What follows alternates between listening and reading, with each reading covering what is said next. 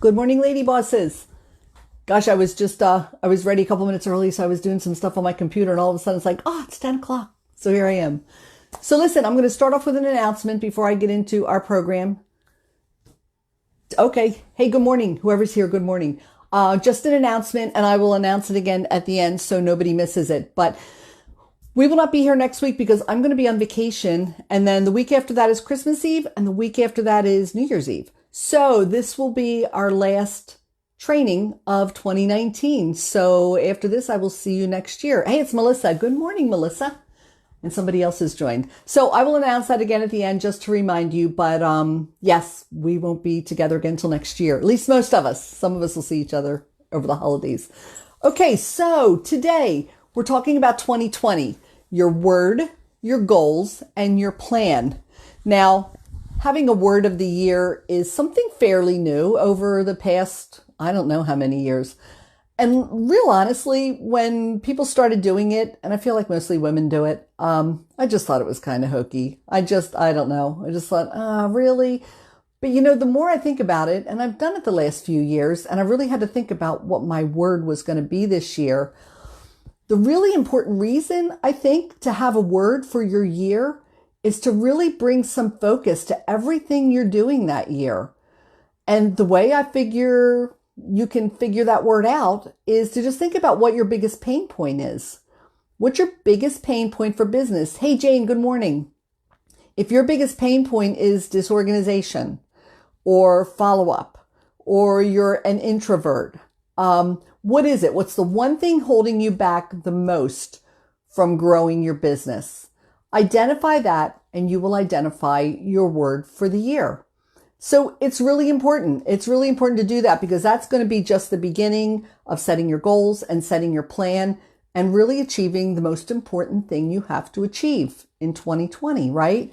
So take some time and think about what your word's going to be. I didn't start thinking about it until about 5 weeks ago, and I honestly just didn't know, and I just wasn't really paying any attention. And then I thought, okay, let me take a minute and just think about what it's going to be. And I did come up with a word, and I came up with the word clarity because this is the year that I launched Lady Bosses. I also have a business with my husband. I also have a health coaching practice, and I do some other stuff. You know, I'm creating a website. I have my 1 Minute Closer website. So I've got a lot of irons in the fire, and I just applied for Social Security benefits. So I'm full Social Security age. And believe me, this is not how I pictured retirement. I really did not picture myself being busier than I've ever been in my life. You know, I thought by now I'd be just traveling and sitting around reading books all the time and going for walks and meeting friends for coffee. Yeah, I never expected it to be this busy, to always feel like I'm juggling plates. So I had to delegate. Oh, good, Jane. Jane's got her word, delegating. That's awesome. So I decided my year's going to be about clarity. I need to find clarity and find the right balance, determine what are my biggest goals and what can I eliminate so that I have the balance of feeling some of the relaxation that I wanted to feel in retirement and balance that with, you know, really supporting the businesses I love and the things I want to do the most. So it might mean weeding some things out. It might mean changing some things up, but I want to find that clarity because yeah, I've worked hard all my life, and I've worked since I was out of high school. I took time off to raise a family. I raised 4 kids and raised a lot of them as practically a single parent. And yeah, this is the time of my life where I want some time for me. So I got to figure out that balance. So that's my word this year. My word is clarity, and now I've got to figure out the goals and the plan to go along with it. So that being said, you come up with your word. Jane is delegating. That's her pain point. So now you have to turn that into a goal. So based on your pain point and your word, and listen, let me back up 1 second too. Once you've found your word, you've got to just see it everywhere so that it constantly reminds you. Do some kind of a wallpaper on your phone or on your computer that has your word on it. Have a bracelet made. Do something so that you're constantly reminded what your word is because that helps you keep that focus. Okay. So sorry, I regressed. Now you have to make a goal. Goals built on that word. Okay, so you've probably all heard the acronym SMART for SMART goals. So let's just run through that if you haven't heard it. And if you have, let's just review it, because when you're setting goals, it's really important to do it the right way. So the S in SMART stands for specific. You have to make your goals specific. Like, you can't just say, I want to get healthier this year. Because what does that mean? Making it specific might be, I want to lose 10 pounds in the next 2 months. That's getting specific. Jane says, I want to delegate next year. Well, that's very vague. If you want to get more specific, you might say and break it down in smaller segments than a year.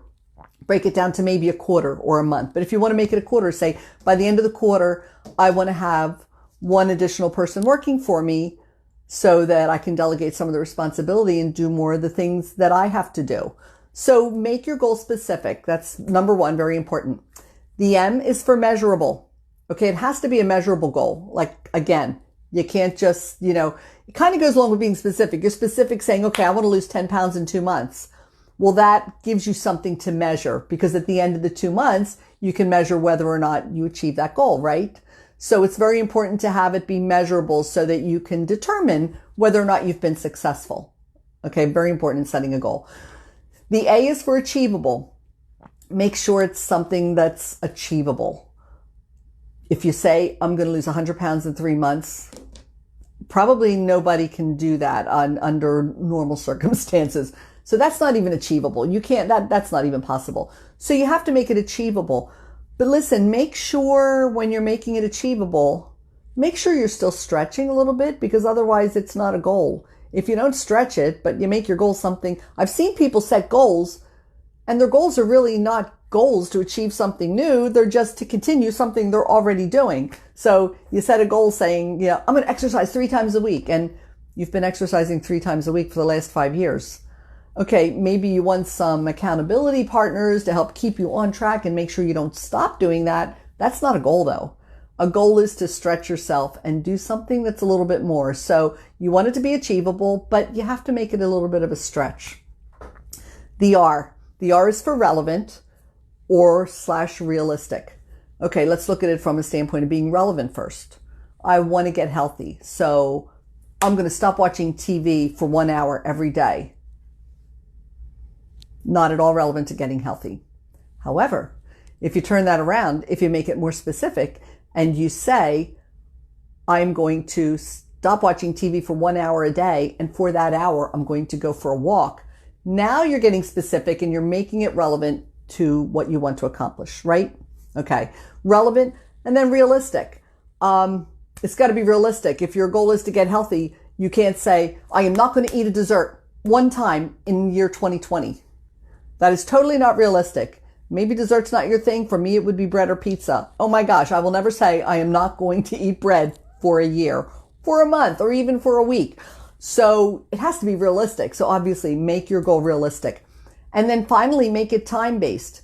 If you just have it out there and say, I'm going to lose 10 pounds, and you don't put any time frame on it, well, that might take you 10 years. And if you're having that long of a time frame, it's not giving you any deadline or any focus.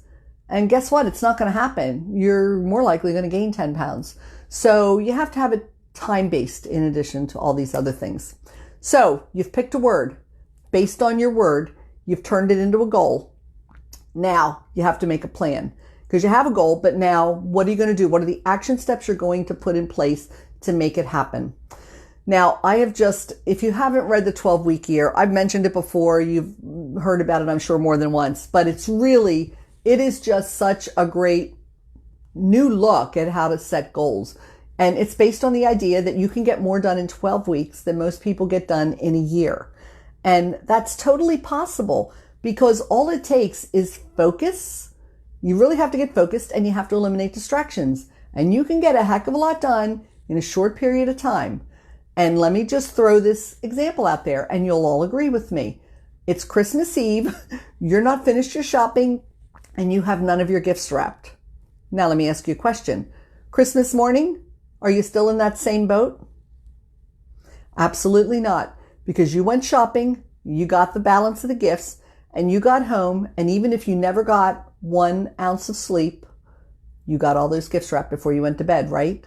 So what does that prove? That proves that with a short time frame, with a deadline right here, and with total focus, because believe me, if you have that much to do, you're not getting distracted. If it's Christmas Eve and you need to finish your shopping and you're going out shopping, you're not calling a girlfriend and saying, hey, listen, I got to go out and go shopping. You want to meet for drinks afterwards?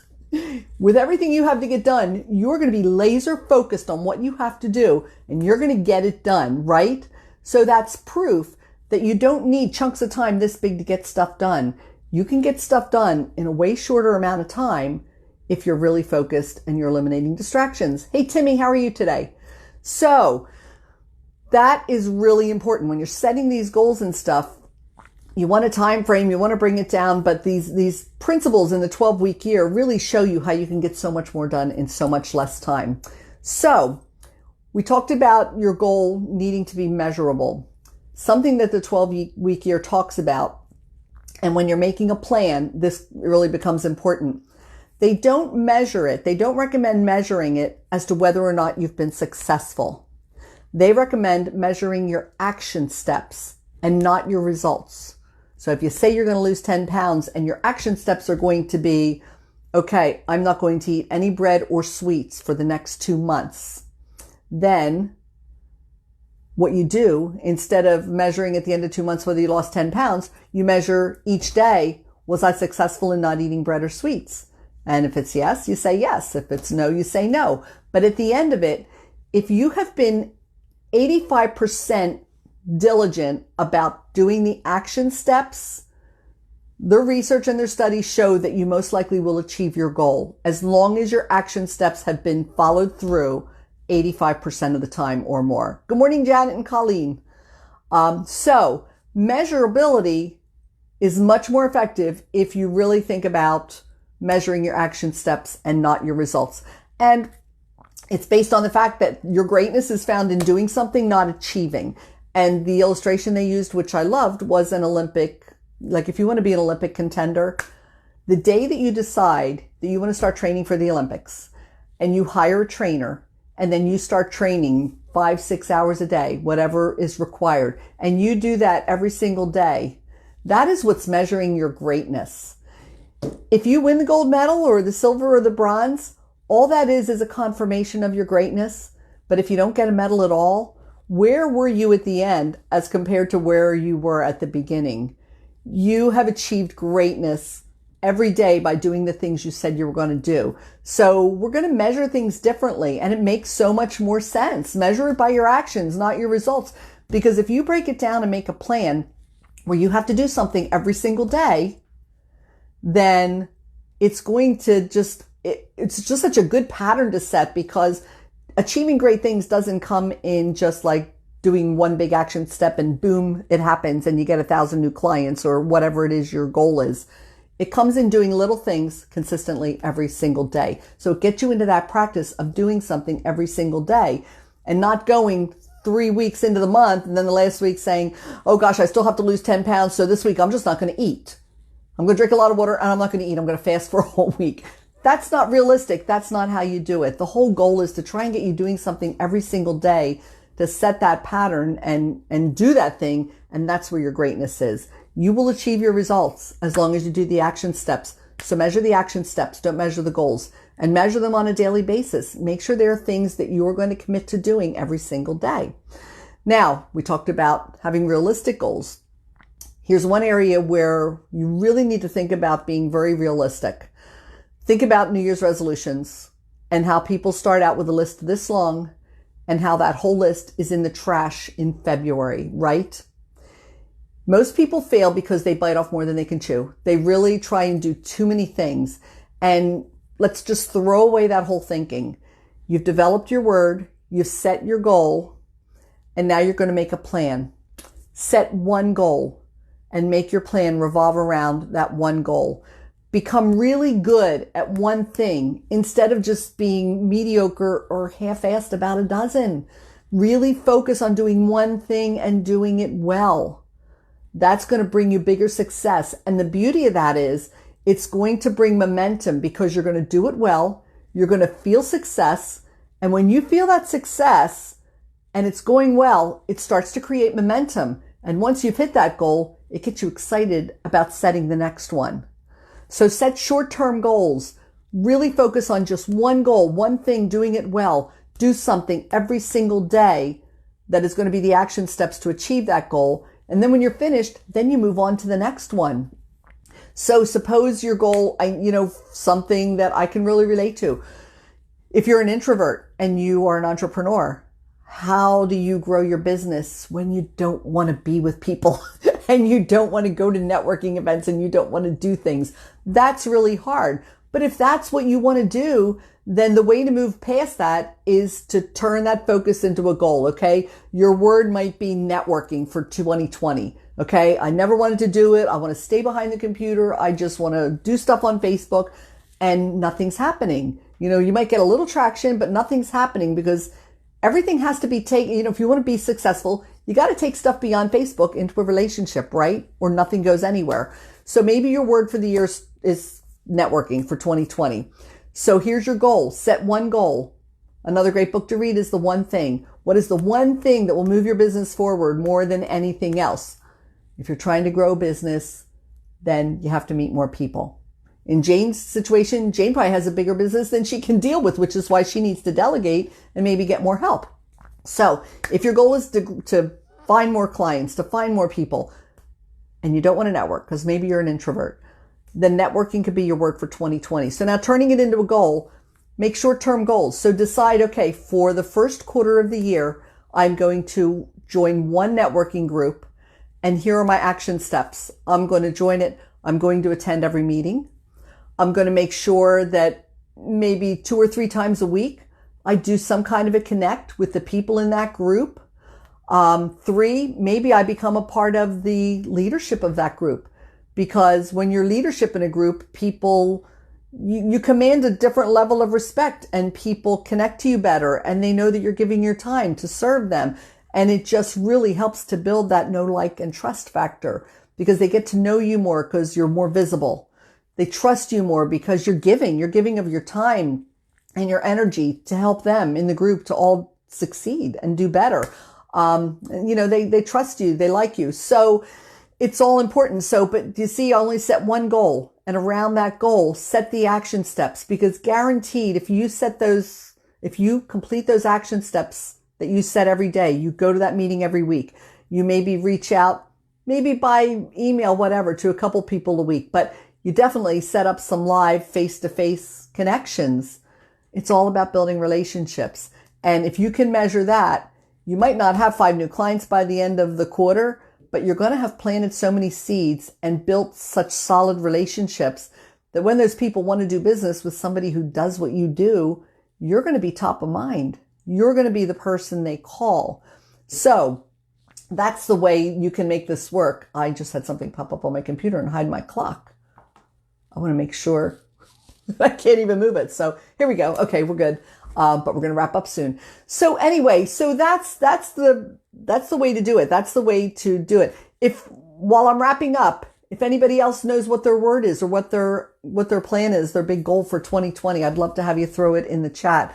Like I said in the beginning, if you missed the beginning, what's your biggest pain point? Because that should be your word for 2020. But only tackle one goal at a time. That will give you the most possibility of success, because around that goal, you're going to build a really good action plan that's going to have daily work that needs to be done.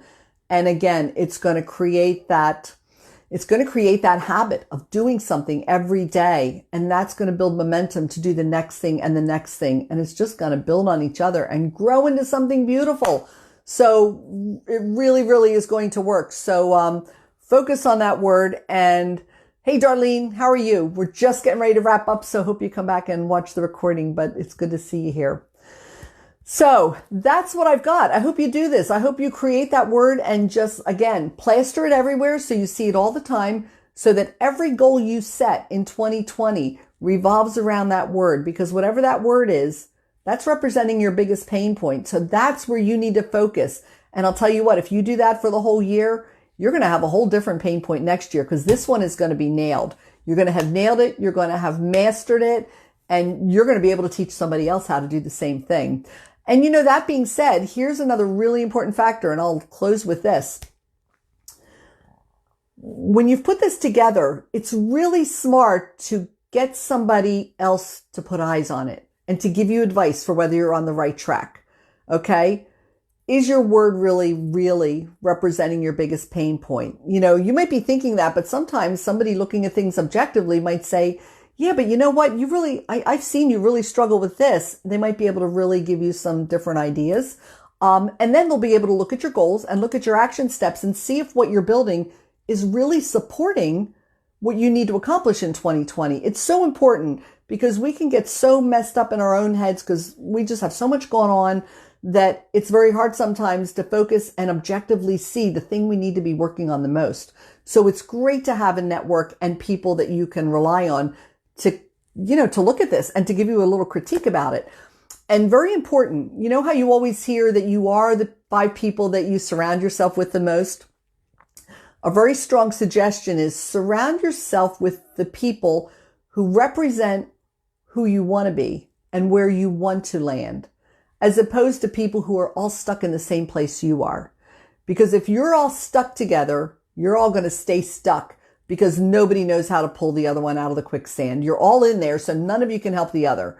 Surround yourself with women who are where you want to be, because those are the women who are really going to be able to inspire you and support you and give you that critique to help you make the best choices and make the best plans.